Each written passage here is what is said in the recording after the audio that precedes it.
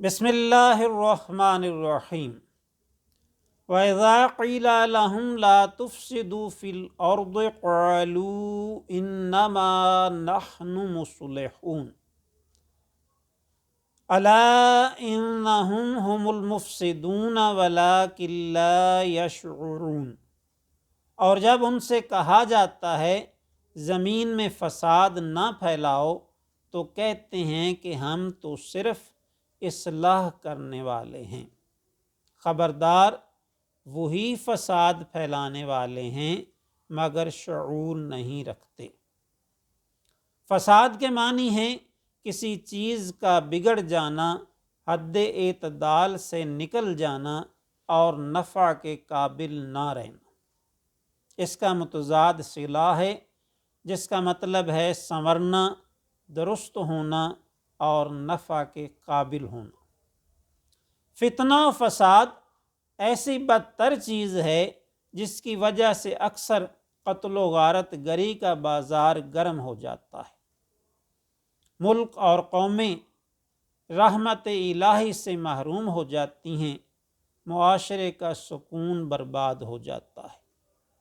فسادیوں کے ڈر سے ہر شخص ڈرا اور سہما ہوا نظر آتا ہے۔ ہر شریف آدمی اندیشہ ہائے دور دراز کا شکار ہو جاتا ہے۔ قوانین پر عمل درآمد نہ ہونے کی وجہ سے ہر طرف افراتفری کا عالم ہوتا ہے۔ لوگ اپنے سائے سے بھی ڈرتے ہیں اور دل کی بات کسی سے نہیں کہتے۔ خود ہی اپنی الجھنوں کو سلجھانے کی کوشش میں مزید الجھنوں کا شکار ہوتے چلے جاتے ہیں۔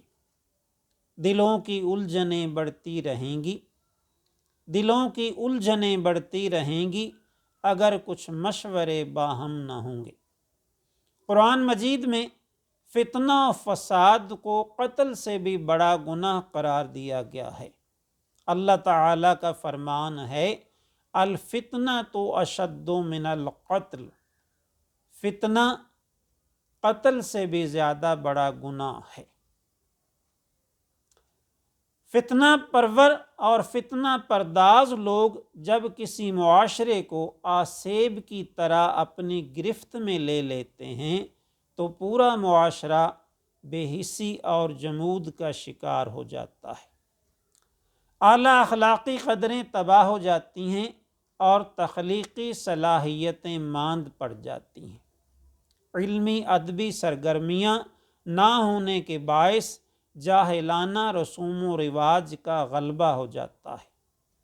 اعلیٰ مقاصد کے حصول کے لیے جد و جہد کی بجائے چھوٹی چھوٹی باتوں اور کھانے پینے کی چیزوں پر لڑائیاں معمول بن جاتی ہیں۔ عزم و ہمت اور غیرت و حمیت کے رخصت ہو جانے کے بعد دلوں میں آفاق گیری کے ولولے اٹھنا بند ہو جاتے ہیں۔ تیری زندگی اسی سے، تیری آبرو اسی سے، تیری زندگی اسی سے، تیری آبرو اسی سے، جو رہی خودی تو شاہی، نہ رہی تو رو سیاہی۔ منافقین پر ان کے دل کی بیماری اس قدر غالب آ گئی کہ وہ برے بھلے کی تمیز کھو بیٹھے۔ فساد کو اصلاح اور اصلاح کو فساد کہنے لگے۔ یہی وجہ ہے کہ جب ان سے کہا جاتا ہے کہ تم بظاہر ایمان لا کر اور دل میں کفر رکھ کر فساد نہ پھیلاؤ، یعنی ظاہراً تو وہ اسلام قبول کرتے ہیں لیکن دلوں میں ان کے کفر موجود ہوتا ہے جو معاشرے میں فتنہ و فساد کا باعث بنتا ہے۔ اور جب ان سے کہا جاتا ہے کہ ایسا نہ کرو اور فساد پھیلانے کا باعث نہ بنو تو وہ کہتے ہیں کہ ہم تو صرف اصلاح کرنے والے ہیں۔ جب کوئی شخص فتنہ و فساد کا اس قدر خوگر ہو جائے کہ فساد کو اصلاح سمجھنے لگ جائے تو خلق خدا کو اس کے شر سے بچانے کے لیے اور پورے معاشرے کے امن کو برقرار رکھنے کے لیے اس کا صفحہ ہستی سے مٹایا جانا ضروری ہو جاتا ہے۔ جس طرح بیماری کی وجہ سے جسم کا کوئی حصہ گل سڑ جائے تو پورے جسم کو بچانے کے لیے اسے کاٹنا پڑتا ہے، اگر نہ کاٹا جائے تو پورا جسم گل سڑ جائے اور موت واقع ہو جائے۔ کرتی ہے ملوکیت آثار جنوں پیدا، اللہ کے نشتر ہیں تیمور ہو یا چنگیز۔ سب سے بڑا فساد کفر ہے، کیونکہ کفر کائنات کے خالق و مالک کے خلاف بغاوت ہے۔ بغاوت سے بڑھ کر کوئی فساد نہیں ہوتا۔ اگر کوئی کافر کشت و خون نہ بھی کرے اور امن و امان کی باتیں کرے تب بھی وہ مفسد ہے، فساد پھیلانے والا ہے، کیونکہ اس کا کفر ہی دراصل فساد ہے۔